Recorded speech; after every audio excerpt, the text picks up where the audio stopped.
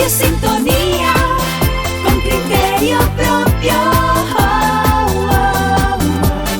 Radio Sintonía.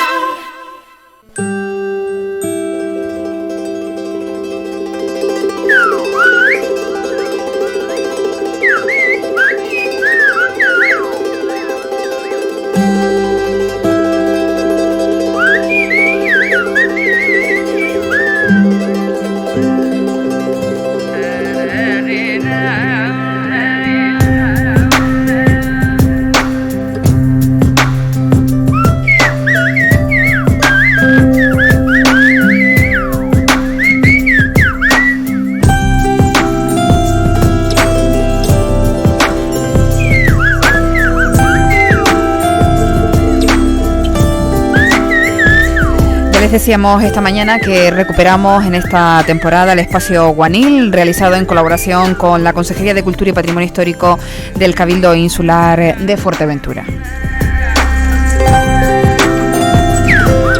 Volvemos con asuntos relacionados con el patrimonio etnográfico de la isla de Fuerteventura y vamos a tocar un tema que seguramente nuestra invitada en la jornada de hoy va a hacer que ustedes se apasionen por él, porque habla de las apañadas con muchísima pasión y muchísimo cariño. Sepan ustedes que según un artículo que hemos podido leer en la revista El Baleo, asistir a una apañada de ganado en Fuerteventura supone revivir una tradición milenaria en compañía de los auténticos majoreros, un espécimen cada vez más minoritario en su propia isla. Distinguen dos clases de ganado, el de corral, criado a mano en las proximidades del hogar familiar, y el de campo, destinado a carnear, que se junta o apaña durante las apañadas grandes y chicas, que se suceden a lo largo del ciclo anual. Los objetivos de la apañada pueden ser diversos: dar vuelta al ganado para contemplar su estado, proveerse de carne o controlarlo desde el punto de vista de la propiedad o del propiamente reproductivo, es decir, capando o escogiendo determinados machos para el consumo. Es un artículo que firma Manuel Lorenzo Perea y María Dolores García Martín en relación a una de las apañadas celebradas en fechas recientes en Sisetoto, en Jandía, en el sur de la isla de Fuerteventura.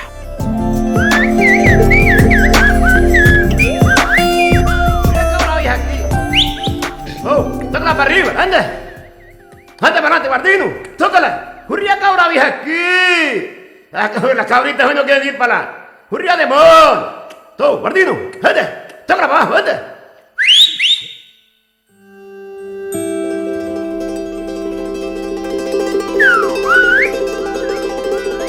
Yo imagino que esas expresiones que acaban ustedes de escuchar las habrá oído María Elena Gutiérrez Lima, doctora en antropología, en muchísimas ocasiones aquí en la isla de Fuerteventura, siempre que ha podido ir a una apañada, ¿no es así, María Elena? Buenos días. Buenos días. ¿Qué tal estamos? Bien. Pasión, para empezar bien. Pasión, decía yo, la que transmites cuando hemos estado comentando fuera de micrófono un poquito por dónde podíamos ir hoy en el espacio Guanil, hablando de las apañadas.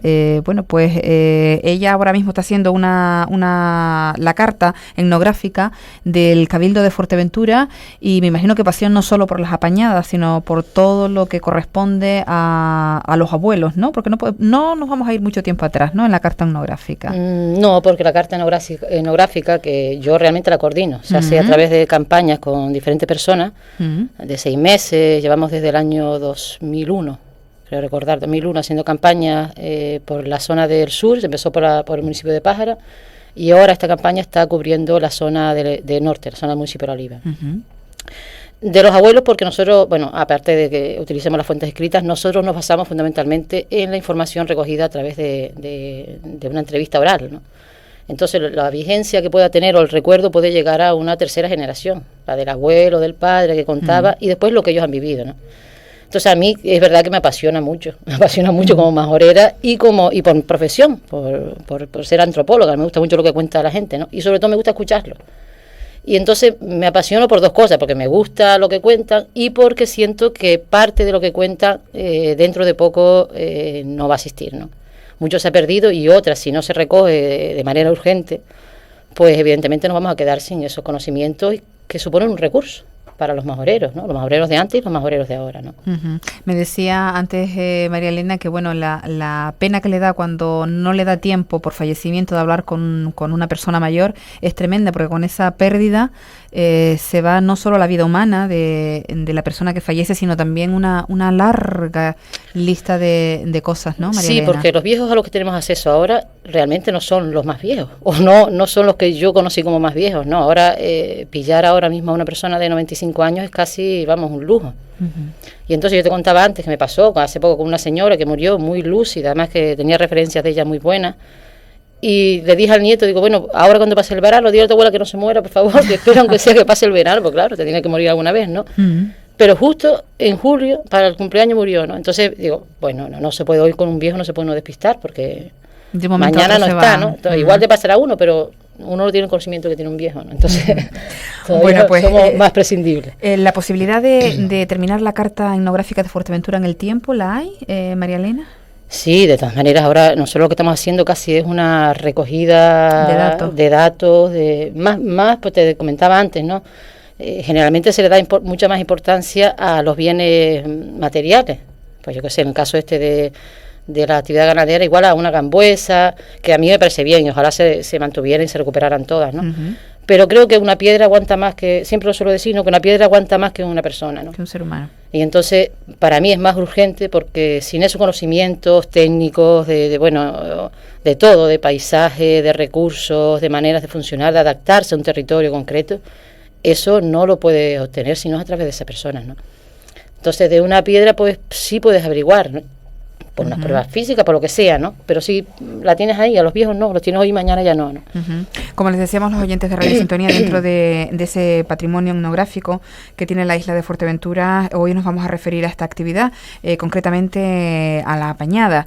Yo le decía antes a María Elena que para encontrar a gente de Fuerteventura había que ir, tal como dice este artículo, o parte del artículo que yo les he comentado antes, hay que ir a una apañada. Y ella me decía, no, mujer, todavía quedan muchos lugares aquí en Fuerteventura donde se encuentra gente del lugar, ¿no? Sí, se puede. Es verdad que ha habido un cambio drástico, ¿no? De costumbres, de todo, ¿no?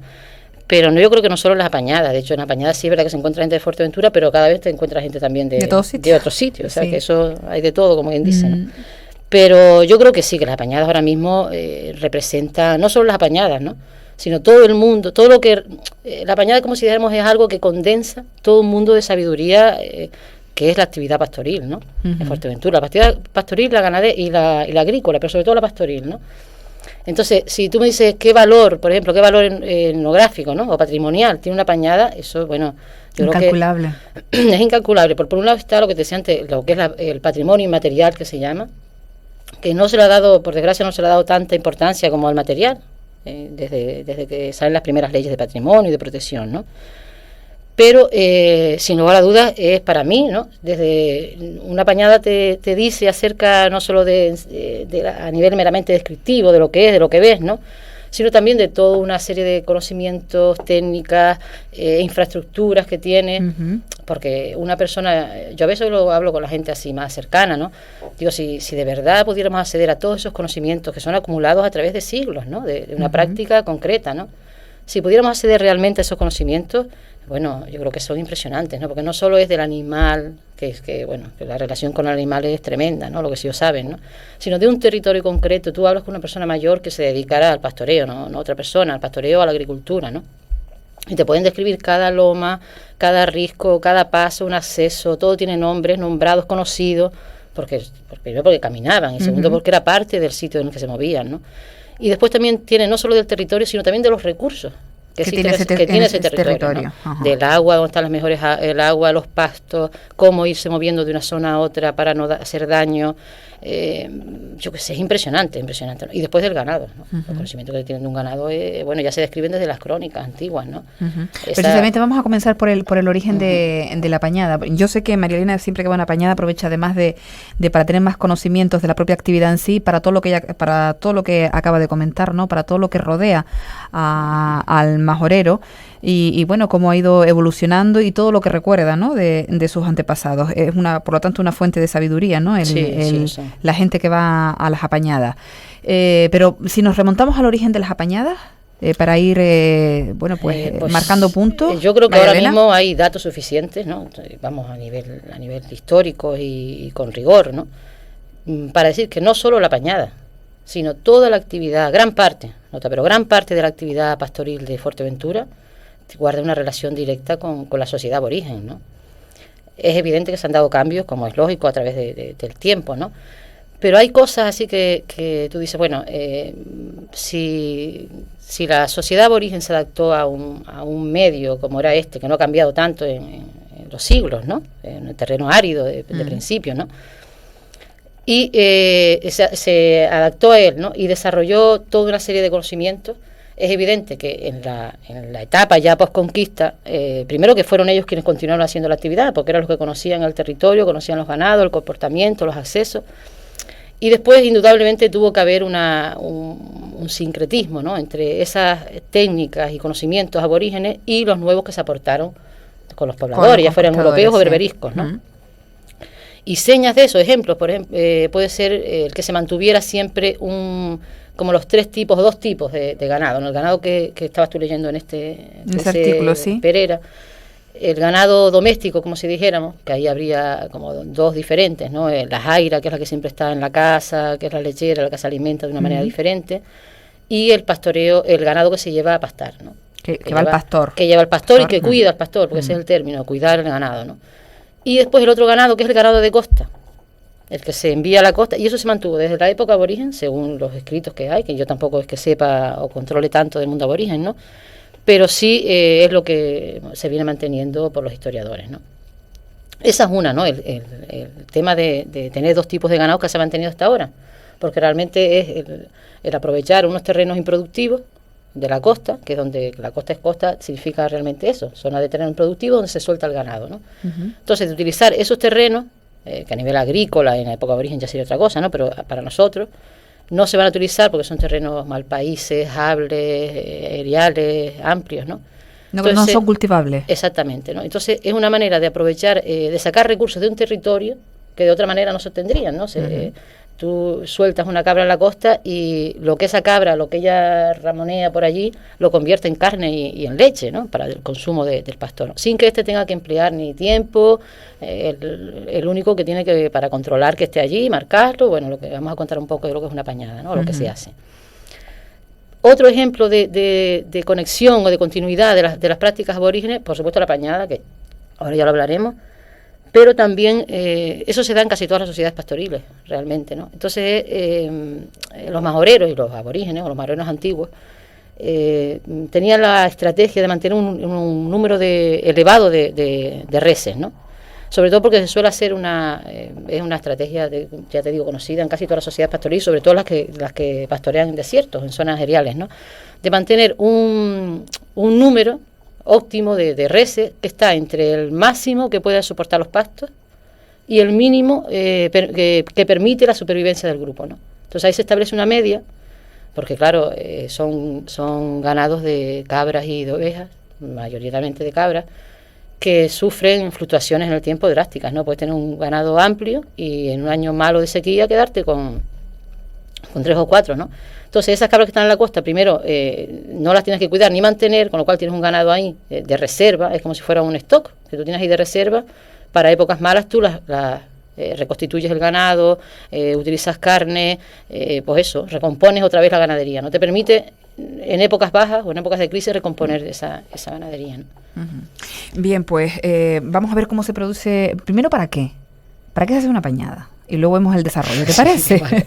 Pero bueno, si quieres empatamos con esto del ganado que sueltas, ¿no? Si tú sueltas un ganado, evidentemente tienes que recogerlo, ¿no? Para seguir, bueno, primero que tienes que después hablaremos de las marcas, tienes que marcarlo para saber que es tuyo, ¿no? Y después, como ese ganado está suelto, pues, yo qué sé, ahí en la costa, ¿no? Ahí te paren las cabras, tienes baifos sin marcar. Entonces, lo principal, aparte de, como dice Perera, de controlar el ganado, de ver cómo está, de tal, lo principal es marcar el ganado, ajijar, lo que se llama, marcar el ganado, los baifos, que son los que se marcan, pequeños, para saber cada cual cuánto ganado tiene en la costa, que esté marcado y que se sepa quién es el propietario, ¿no? Entonces, fundamentalmente la pañada consiste, así brevemente, ¿no? A nivel descriptivo consiste en conducir todo el ganado que está en la costa, en una parte, no todo el que está en la costa, sino eliges, ¿no? Dependiendo de la gente por que zonas, vaya. hablaremos también de ello. Eso, dependiendo de la gente que vaya, por zonas y tal, lo vas conduciendo hasta la Gambuesa, ¿no? Entonces, una vez que llegas allí a la Gambuesa, eso es con perro, ya si eso comentamos después, ¿no? Una vez que estás en la Gambuesa, generalmente, como esta de Cicetoto, que dicen ellos que hay muchísimo ganado, ¿no? Allí entraron, creo que eran, no sé, pero 1000 y pico reses, una cosa así, muchísimo ganado, ¿no? Entonces, una vez que estás ahí, que llega el ganado, llega muy agitado, el ganado y los pastores también, cansados, ¿no? Entonces se deja que el ganado descanse un rato, se relaje, porque bueno, es como si tuviera la tensión vibrando, veías al ganado temblando, ¿no? La carne, ¿no? Entonces se deja que se relajen un ratillo mientras ellos se echan una cerveza o comentan y tal, y ya empiezan a separar, que es lo principal, separar el ganado que está marcado, machos, cabras ya que están marcadas, que no están paridas, del que está parido y las crías, ¿no? Esa es la separación fundamental que se hace en la Gambuesa, ¿no? ¿En un solo corral o hay varios? No, por eso las Gambuesas tienen varias dependencias, ¿no? Ajá. Entonces tú en distintas dependencias vas separando el ganado que tiene, el que está marcado, que no tienes que echarle marca ninguna, o las cabras que están paridas también, pero las que están paridas con crías juveniles se meten en una sola, ¿no? Es impresionante cómo se ponen ellos, el comisionado observando todo y el ganado pasando, le miran la ubra, la ordeña, a ver si es leche, como dicen ellos, leche de hija o leche, ahora no me acuerdo si está de la expresión, pero hay una palabra ahí que dice leche de hija, que es de tal, o leche que se la acumuló y perdió el baifo. Entonces ven tal, esta va dentro tal, y los baifos, ¿no? Eso es lo principal que se hace, ¿no? Y una vez que ya está como dijéramos, cada madre con su hijo, cada cabra con su hijo, ya se marca, ¿no? Que es la otra parte, ¿no? Fundamental de la pañada, ¿no? Entonces, para marcar, el comisionado es quien tiene o que marcar él o controlar quién marca, ¿no? Y hablemos de esa figura del comisionado que tú acabas de mencionar. ¿Quién es el comisionado? Por lo que nos acabas de explicar, sería la máxima autoridad en una pañada. En la costa. En la costa. En la costa. Generalmente el comisionado sería como la figura central que se encarga de gobernar la gestión de los ganados de costa. ¿Y quién lo elige? Generalmente, porque hay como versiones, se lo elige primero el ayuntamiento y después los ganaderos lo apoyan. Yo lo que he recogido de los informantes es que por lo menos antes eran los ganaderos quienes elegían a fulanito, porque era el que conocía mejor el terreno, porque era una persona coherente, esas cosas que como antes se elegía más justa, como se elegía antes los jueces de pueblo y las cosas estas, ¿no? Que la gente pues, veía una persona que era coherente y que conocía sobre todo, ¿no? Que por tradición, por lo que fuera, conocía el terreno y conocía las reglas que regulan todo el mundo de las pañadas y de la costa, ¿no? Entonces, generalmente, en el acuerdo del ayuntamiento con los ganaderos, ¿no? Porque como son tierras comunales, el que tiene la potestad, como si dijéramos, el ayuntamiento, ¿no? De nombrar una figura concreta para que se encargue de eso, ¿no? Entonces, el comisionado, se encarga de varias cosas, ¿no? Una de ellas es de convocar establecer un calendario de pañadas, ¿no? Decir, se paña aquí, esta fecha, establecer el calendario, intentar que todas las infraestructuras de la costa estén en condiciones, ¿no? Gambuesa, tal. Después se encarga también de organizar, de distribuir al personal de las apañadas, decir, bueno, fulanito va por aquí, el otro va por allá, en función de cómo él crea que esa persona se va a desenvolver en el terreno, ¿no? Va por aquí, va por allá, y también ya en la Gambuesa, que es donde puede haber conflicto, ¿no? Decir, bueno, este es tuyo, no es, este es de la cabra tuya, este macho no tiene marca, pero tampoco tiene amo ni madre, ni dueño, bueno, eso, ¿no? Entonces, él es un poco el quien se encarga de todo lo que es una gestión de la costa, ¿no? Saber, por ejemplo, decir si hay ganaderos que plantean, mira, yo tengo cabras, debería bañar porque ahora está la fiesta, o yo creo que se quedaron del año pasado, se quedaron machos sin marcar y ha habido crías y tal. Entonces él más o menos es quien decide cuándo y cómo se hace, ¿no? Iba a preguntarte precisamente eso, el calendario de apañadas, porque supongo que no será, bueno, pues libre elección de cualquiera plantear una pañada, sino tiene que haber un requisito, ¿no? Cuando yo le pregunto eso a los informantes, porque en este caso tú me estás preguntando a mí, pero esto es lo que yo le pregunto a los informantes. Bueno, le preguntan le preguntan los chicos que trabajan directamente con ellos, ¿no? En las entrevistas. Entonces, las cosas nunca son tan, como te digo, tan marcadas, ¿no? Pues depende de ellos. Te dicen, bueno, depende. Si te dicen primero, pues antes se hacían, yo que sé, nosotros en la dehesa de Jandilla, por ejemplo, ¿no? Que ahí había, no funcionaba como mancomún. Si no funcionaba, había medianeros ahí dentro que tenían ganado y ya ahí cogían, ¿no? Entonces yo te decía, pues allí antes se apañaba mes por mes, ¿no? Cada valle. también no tienen las condiciones que tienen ahora. Tú ahora coges la ranchera, como se llame, estas que tienen los coches estos que suelen tener los ganaderos, Sí, ¿no? los todoterrenos. Y te pones en un sitio en un momento, te alcanzan, yo que sé, en esta decirse todo quedamos, creo que fue la gasolinera de los Canarios. Y entonces ya ahí se repartió una gente, pero después se fue a otro sitio y otra gente salió de mal nombre. Así se fueron distribuyendo, pero claro, si eso lo tienes que hacer a pie y con poca gente, que antes Andy, que tampoco había tanta gente, ¿no? Entonces, claro, tiene que ser un espacio más pequeño, ¿no? Pero generalmente abajo en Jandía, por ejemplo, se hacía cada 20 días, dicen ellos, ¿no? Un mes, el día 20 de cada mes, o cosas así, ¿no? Para ellos, ¿no? Además se organizaban los medianeros de abajo, ¿no? Ahora también depende, a veces si no llueve, nos van a apañar hasta en un año, o cosas así, si los animales no tienen comida.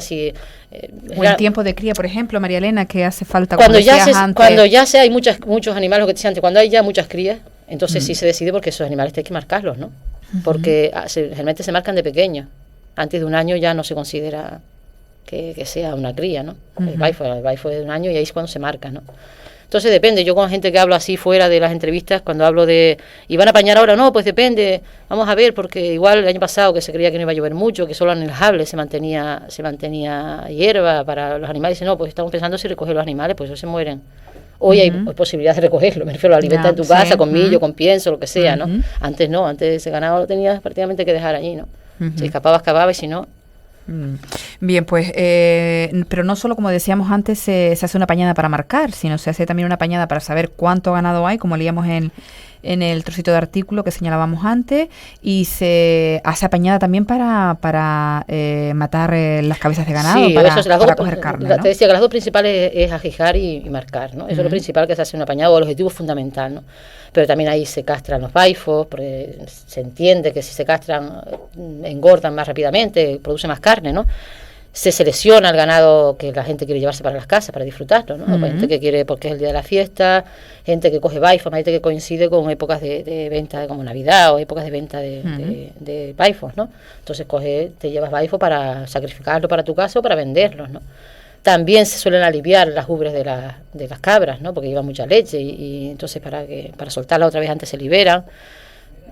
Son así más o menos las cosas que suelen hacerse, ¿no? Mencionaba antes nuestra invitada el terreno del mancomún. ¿A qué te refieres cuando hablas de ese terreno mancomún? ¿De quién es? Pues como la propia palabra dice, es del común de la población, sí. Eso yo te comentaba antes fuera de antena, que hay ahora mismo, hay poco escrito, realmente poco escrito y poco investigado, ¿no? Sobre este mundo de las apañadas y de la actividad, yo creo que de las actividades y los oficios tradicionales en general en Fuerteventura, no muy poco, ¿no? Que debería potenciarse desde mi punto de vista, ¿no? Pero hay un artículo que ya saldrá dentro de poco en las jornadas de estar a punto de publicarse, me comentaron el otro día, de las jornadas de estudios de Lanzarote y Fuerteventura.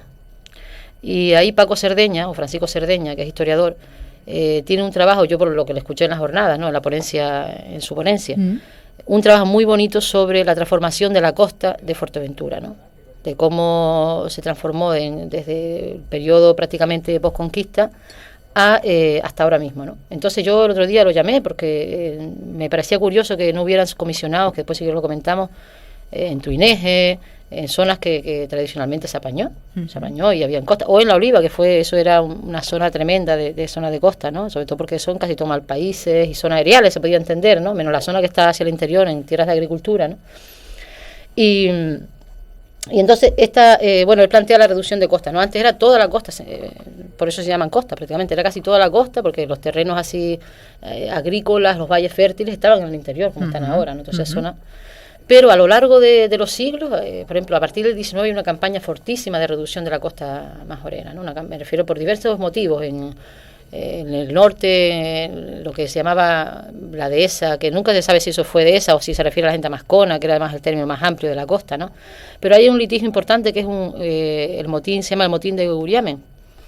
Y en ese motín la discusión estaba entre los propietarios de la casa, los arrendatarios, empezó por los arrendatarios que querían cobrarle a los pobladores el uso de los pastos, ¿no? A los pobladores de Villaverde, Las Ares, toda esa zona norte, ¿no? Y se llevó a juicio, pero además duró su tiempo, ¿no? Se llevó a juicio porque, por un lado, la Casa de los Saavedras, que eran los titulares o supuestos titulares de esa dehesa, pues dijeron que eran titulares y por lo tanto todo el que entrara allí era o mediante cobro o se le podía denegar la entrada a los pastos, ¿no? Y la gente, los pobladores de Las Ares, Villaverde, eso decían que no, que primero negaban la titularidad de la tierra y afirmaban que eso había sido terrenos comunales y uso de las personas desde hace, vamos, desde que ellos recordaban, ¿no? Eso se saldó dándole la razón a la Casa de los Saavedras, ¿no? Pero se saldó, eso empezó en el 29, creo que fue, 1829, y hasta el 45 por ahí no se cerró el litigio, ¿no? Y ahora mismo la Oliva no tiene terreno mancomun. Ahora no tiene terreno mancomun. Yo te comentaba que hablando con mi padre, que es de esa zona, porque mi abuelo sí tenía marca de ganado, entonces yo digo, bueno, si tenía marca de ganado, evidentemente será que la soltaba a algún sitio, porque es cuando se necesita realmente marcar el ganado, ¿no? Y entonces él me decía que cuando eso era, porque ahí fue de los Manrique, lo que recuerda la gente es que casi todos los terrenos de arriba del norte, ¿no? Eso fue de los Manrique, y una vez que vendieron los Manrique a los Viñoli, que mi abuelo, cuando esa era la época de mi abuelo, dejaba los medianeros que tenían los Viñolis en esas tierras, en los terrenos de Ullamen, el Malpaís de Ullamen, que se llama, dejaban, pedía permiso, pero para echar pocas cabras, echaban 5 o 6 cabras, no se pedían permiso, en unos cotos que habían dentro de la dehesa, ¿no? En unos cotos, y allí las soltaba, alguna se te escapaba, pero bueno, era fácil recogerla, ni se hacían apañadas ya en eso ni nada, sino eran 5 o 6 cabras que más o menos como las conocías, sabías dónde iban, dónde podían estar, las cogías, ¿no? Pero la costa esa, que fue una gran costa ganadera, según los escritos, y hoy en día no queda nada. No queda nada, sí te encuentras cabras sueltas, pero que no son cabras de costa, cabras sueltas andando hasta el parque natural, ¿no? Te las encuentras por ahí por medio, en los bebederos estos que hay cerca de, ¿sabes? Llegando a Coralejo, que cuando llueve se forman unas charcas tremendas así grandes, eso ahí se ven muchos bebederos de ganado, ¿no? Decías que también hay, hubo, porque ya no lo habrá, pero hubo litigio entre los ganaderos en Tuineje. Tampoco tiene hoy en día el municipio de Tuineje terreno mancomunado, no, ¿verdad? Se siguen apañando, según los datos así que yo he estado mirando estos días, unas 2.000 y pico cabras, 2.500 o algo así. Y me extrañaba a mí porque no existe comisionado. Digo, y qué raro que en esta zona, que en esa todavía no la hemos tocado nosotros en la carta etnográfica, ¿no? Digo, qué raro que en esa zona no exista un comisionado, pues si se apaña, ¿cómo se apaña? Y no hay tierras comunales. Entonces, el tema está en que también ahí se desapareció la costa, ¿no? El mancomún que había. Por diversas razones, se dice que se repartió entre los vecinos, que se cambió de uso porque se iba a hacer el muelle Gran Tarajal también. El caso es que ahora mismo las personas que apañan ahí, que creo que apañan por Montaña Caracol hacia Melindraga, esa zona creo que es, ellos están por la labor de que se reconozca el mancomún, pero el ayuntamiento no lo reconoce, ¿no? Según las palabras de si tiene mancomun Pájara, tiene mancomun Antigua y Betancuria, ¿no? Sí, porque bueno, Pájara está la dehesa de Jandía, no es zona de mancomun, la dehesa de Jandía funciona como mancomun, pero no lo es. Pero después de la conquista no lo fue, nunca, no pertenecía a los terrenos del señorío, de la condesa de Santa Coloma y toda esta gente, ¿no? Antes preguntaba yo a nuestra invitada, a Elena, ¿qué significa un mancomún? ¿Qué derechos tiene el mancomún los pastores sobre ese terreno que no tengan otros ciudadanos, por ejemplo? Sí, bueno. ¿Y qué protección puede al final tener ese terreno? Porque los ayuntamientos podrían cambiar el uso de ese suelo, Elena. De hecho, lo han hecho. En Tuineje, por ejemplo. ¿No? Y en Pájara se repartió la costa también, la costa de Pájara, eso fue lo que ya en los años 60 por lo menos. Se expropió también. Se expropió el campo de tiro, por ejemplo, que era una zona importante, importante y extensa, en hectáreas, ¿no? Entonces esa zona se expropió también y era una zona de mancomún. O sea, que una zona rica, porque más es zona dejable, bueno. Los derechos son terrenos, vamos, para mí el ayuntamiento somos todos, me refiero. Sí. Entonces el ayuntamiento es como la cosa pública, ¿no? Entonces, si de alguna manera se decide o se acuerda entre todos, por lo que sea, cambiar el uso, pues mira, es decisión colectiva, ¿no? Ahora, yo no sé hasta qué punto, a través del tiempo, eso ha sido una decisión colectiva, ¿no? Tampoco tengo datos para decir que no lo fuera, pero sí apunta por la Oliva, la costa de Pájara, el campo de tiro, por supuesto, no fue una decisión colectiva, ¿no? Todavía está ahí en litigio y hay mucha... Sí, lo siguen reclamando las administraciones. Se sigue reclamando como zona, ¿no? Y yo creo que debería formarse como zona de mancomún, ¿no? Que es lo que era, ¿no? Entonces, el mancomún, que era lo que me preguntabas en concreto, ¿qué da a la persona? Pues bueno, el mancomún, yo sé que los derechos que podías tener sobre el mancomún, por lo que cuentan los viejos, yo esto no es que lo haya leído, ¿no? Pero se supone que tú podías hacerte una choza, un pequeño corralito, un abrigo, tal, que tú sí tenías como quien dice, por el uso que le habías dado en el tiempo, tenías un derecho para utilizarlo simplemente, pero no titular de esa choza, ni mucho menos, ¿no? Y el derecho al pastar, a soltar el ganado allí en la costa, que es lo que se hace ahora todavía en la zona de costa, los que son zona de mancomún, tú sueltas el ganado allí y mientras tú respetes las normas, las reglas que se tienen, que se deben de tener, no se te cobra nada, ni mucho menos, ¿no? Y después eso, tú tenías el derecho a tener una chocita, que te abrigo, donde cuidabas el ganado y aquella choza mientras tú la siguieras utilizando, como pasaba también con las chozas que se hacían en las playas, en las estancias, ¿no? Que mientras tú vinieras sabías que aquello era fulanito, tuyo, ¿no? Lo utilizaba fulanito, pero si ya dejabas de venir un tiempo, pues, o no venías ese año, pues se te ocupaba, ¿no?